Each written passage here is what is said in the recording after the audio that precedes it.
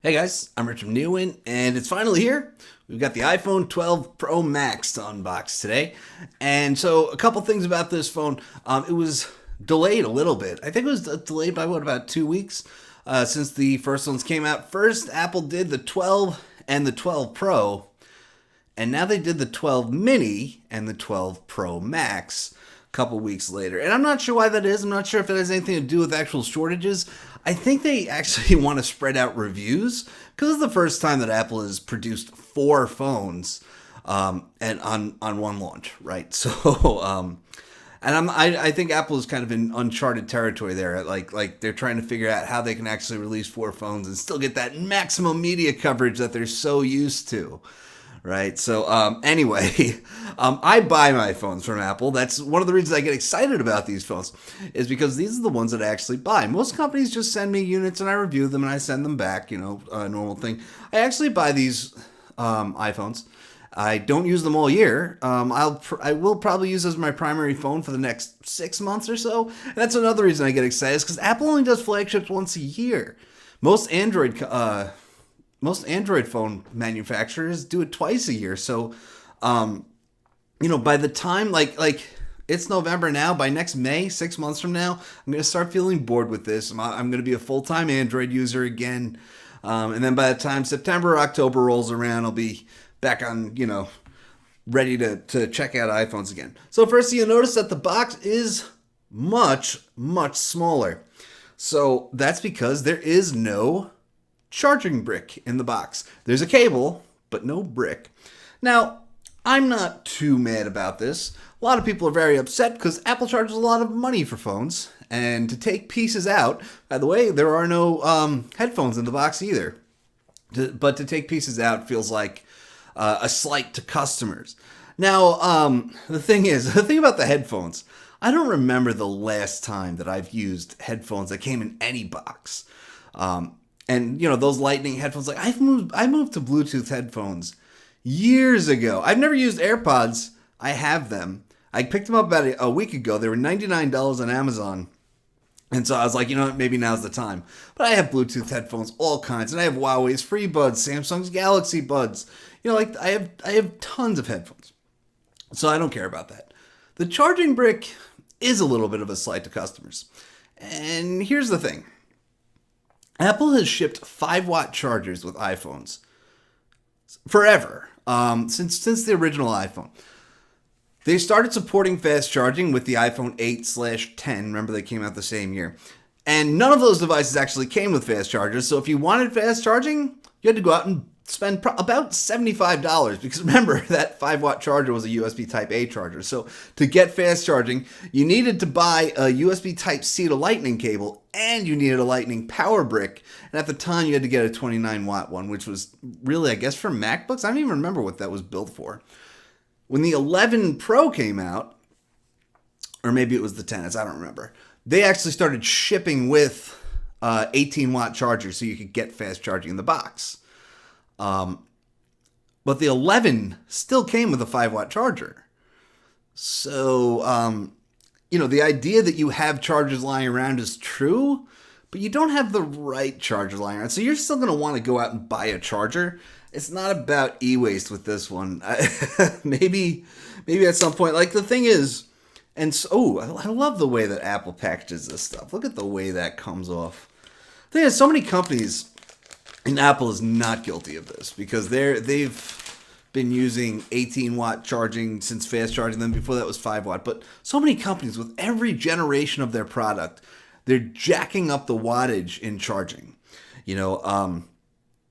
Because remember, fast charging for everybody used to be like 15 watts. Now you have companies like OnePlus that are putting 65-watt chargers in smartphone boxes. Like, at some point we got to ask if we really need this, but whatever, that's a different topic, But, they're doing more and more every year, so obviously they have to stop. They have to keep shipping chargers because it's different from last year, but I digress. I bought a couple accessories for this device. I bought the leather case, the California poppy color. Caught my eye. And if we just pull this, it's called the leather case with MagSafe. I'm not quite sure what that means. So here's the case. I assume that it means it supports MagSafe through the case. So MagSafe is one of the new features that we're going to be checking out on this device. MagSafe was a very popular brand of MacBook chargers. The whole idea was that, it magnetically attached to the side, and the whole idea was that if you go and you trip over the wire is going to fall out of the laptop rather than having the laptop fall on the floor and break. So Apple brought this. By the way, that's long gone from MacBooks. Ever since they switched to USB Type-C, that is long gone. So Apple reintroduced the idea with... Oh, they put the sticker... Because I picked these up from an Apple store. They put the sticker over the tab to open the plastic. Not cool. They should know better. But so Apple brought this back for iPhones. And this is the MagSafe charger that I'm about to show you. And this just magnetically attaches to the back of the device. And then you could just pull it off. It's meant to be easy, right? I'm not sure that I'm actually sold on the idea. Belkin has one that I really wanted to buy, but it's not out yet. It's a car charger. It's a dashboard mount for your phone, but instead of a clip, it's just a MagSafe, which is actually very cool because, I don't know if you drive with a clip. Let's just get rid of some of this stuff. We'll pick that stuff up later. Now, is this going to attach? No. All right, so this is MagSafe in the case means something different. So let's get the box open. I went with gold. Okay, and there's 4 colors, same as with the 11 Pro. Because remember, Apple has like 3 base colors always. One used to be called Space Gray. It's called Graphite now. Then there's silver. Then there's gold. And like with the 11 Pro, they added the Midnight Green. With this year, they killed the green. They got Pacific Blue, and they love throwing out that kind of special color. Something that you're gonna want to have your eye on to make sure that everybody around you knows that you don't have last year's model, right? But then it's completely redesigned this year, right? This is a redesigned iPhone. This is a new generation. Ooh, damn! This is a nice product. Ooh, so we have flat sides now. This is iPhone 4 style. If you remember, people watching this might not even be old enough to remember the iPhone 4 these days. Who knows? But the iPhone 4, remember it? The iPhone 4 had a glass back. It was, although it wasn't frosted glass like this one, it had a glass back, and then it had that stainless steel frame, and it was quite nice. And so is this. And I actually like how it feels in my hand. I haven't said that about a Max size iPhone in a while. By the way, this is a Max phone. I am coming from a non-Max, and there are some reasons for that. One, they actually put a better camera in the Max this year. Historically, they have not.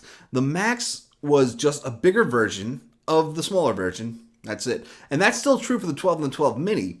The mini is just a mini version of the 12. Right? So, they actually put a better, and I wanted to get the best, obviously. So, also, the battery, I believe it's not as big this year. And one of the reasons I went for the smaller one last year was because they made these promises around much better battery life than in the year before. So, and by the way, they delivered. I did not regret that purchase at all. Let me just see how this goes. Ooh, all right. So this is what it looks like in the California Poppy leather case. I always get the leather case. It's $10 more than the silicone case that Apple sells, because honestly, I hate those silicone cases. It's like they get caught on the fabric in my pocket because it's so just frictiony. Now, if we look, this is the MagSafe.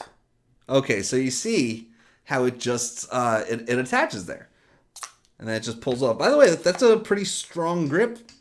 I'm impressed. I don't know if... All right, cool. Yeah, I don't know how I'm going to feel about this in my car. Like, if it's just going to hit a bump and boom, the phone's just going to hit the ground. I'm on the iPhone upgrade program, so I do have Apple Care Plus if it comes to that. So also in the box, what do we got? We have USB Type-C to Lightning cable.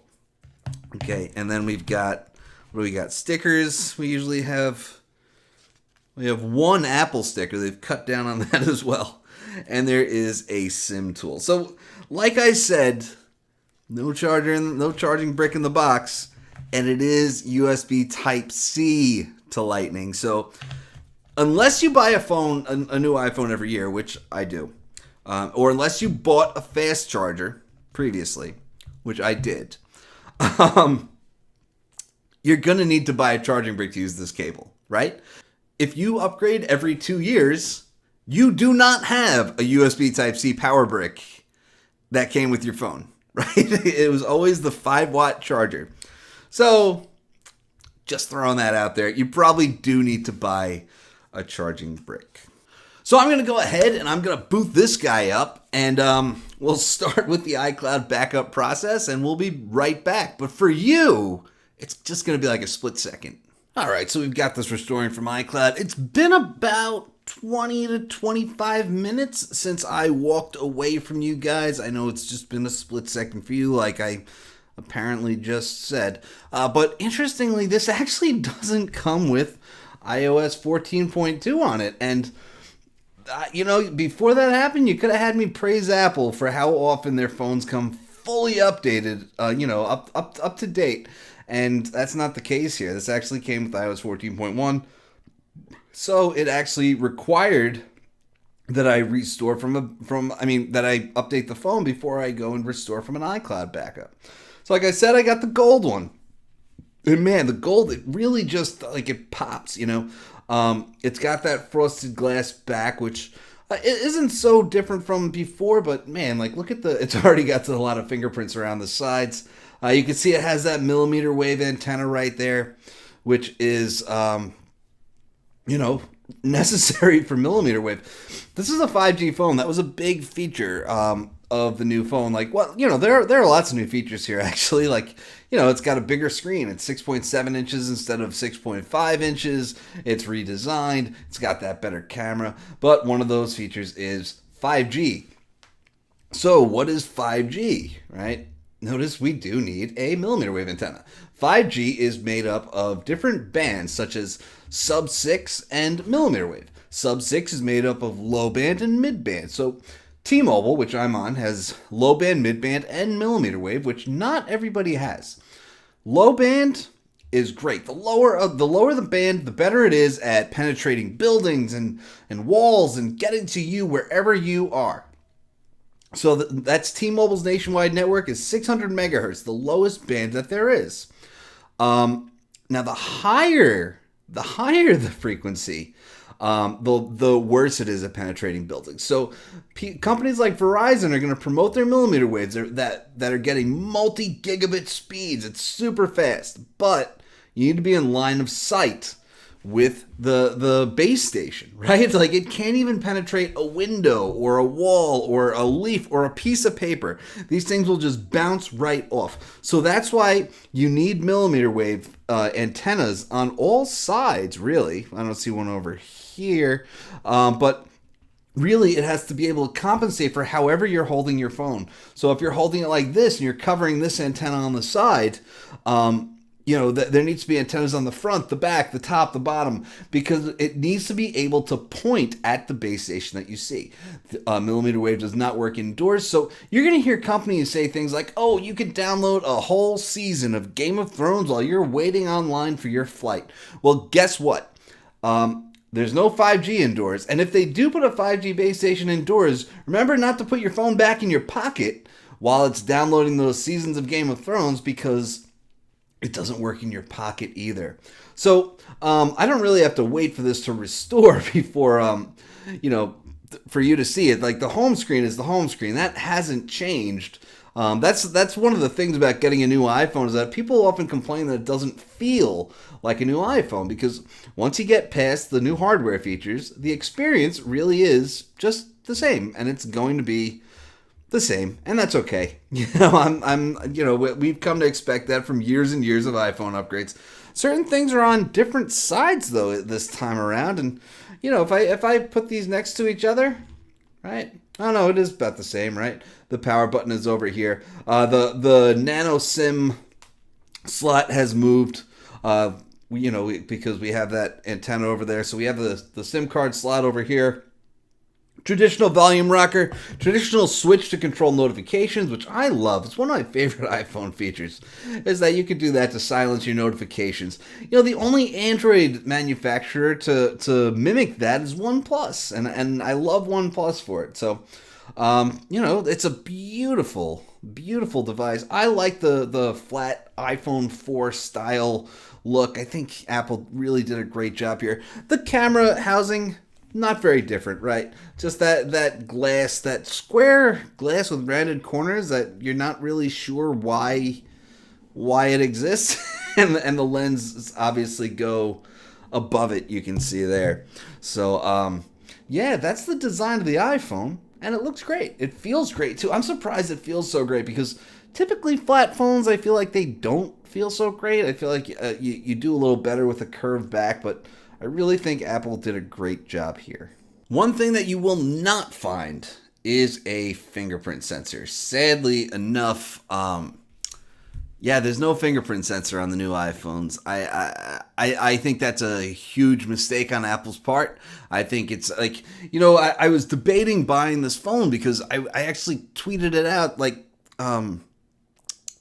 why would I buy this phone and then tell you not to buy it? Maybe I should take my own advice because I am obviously I can't tell you to buy this phone. It's how do I tell you to buy a phone that doesn't have a fingerprint sensor in 2020 when we're all wearing masks and Face ID does not work? I mean every other phone has a fingerprint sensor in the display. Google was the other company that went all in on facial recognition last year, and they stuck one on the back of their phone this year, a fingerprint sensor. So it's like, how do I tell you to go out and buy a phone that does not have a fingerprint sensor on it when you're going to have to type a PIN everywhere? Like when you leave your house, you put a mask on, you're going to have to type a PIN all the time. Apple promotes itself as being very COVID minded and being health centric. And I gotta say, they failed in this case because, I mean, to put a phone out without a fingerprint sensor in 2020 is tone deaf. It's terrible. They should be ashamed of themselves. And honestly, you should wait till next year's iPhone because of it. And hopefully, or wait until you don't have to wear a mask in public anymore, because as long as you do, it's a pain point. It's a major pain point that literally every other smartphone manufacturer has solved. Okay. So yeah, what do we got? We got 5G, we got camera improvements, we got the new design with the stainless steel frame. That camera improvement, by the way, the optical zoom on this phone is 2.5x, and one thing I should say that the zoom lens is 2.5x, and it kills me that they say for a total of 5x zoom, which when they say for a total of 5x zoom, they're measuring it against the ultra wide lens, which is a shame, because you got other companies like Huawei, they're putting out 5x zoom. That's from the main lens. You know what I'm saying? It's a big difference. And Apple is not taking lossless zoom seriously. They put out a phenomenal camera, starting with the 11 Pro. That 11 Pro, this camera was awesome, and it was the first time they put out a great camera since years. Like the iPhone 10, the 10s. Not impressive. But yeah, they really changed it around with this one. And hopefully this one as well. I'm hearing great things about the camera so far. So that's going to be it for now. This thing looks like it's about ready. So I'm going to have to start digging into...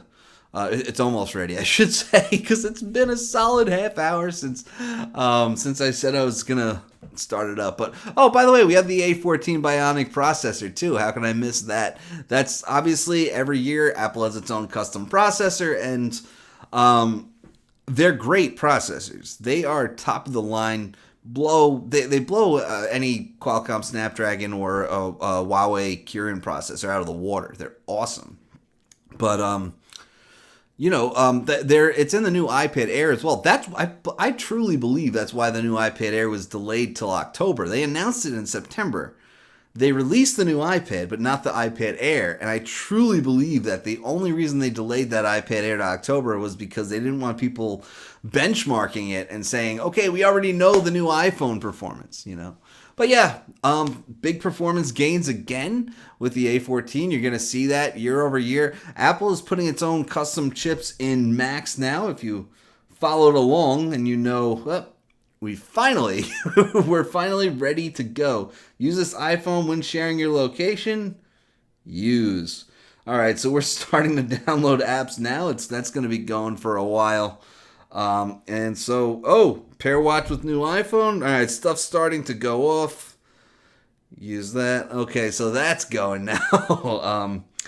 Yeah, so this stuff's finally starting to set it up. It's kind of a shame because it activates the phone before it sets up. So like when it was going through all that, if I received any texts or phone calls, I'll never know. But anyway, guys, so I'm going to go play with this new phone. I'm going to edit this video, so stay tuned, guys. I'm going to have a review. I'll probably fast track this one to a couple weeks. You know, it's not in the normal first in, first out order. So stay tuned. I'm Rich from NeoWin. Have a great night.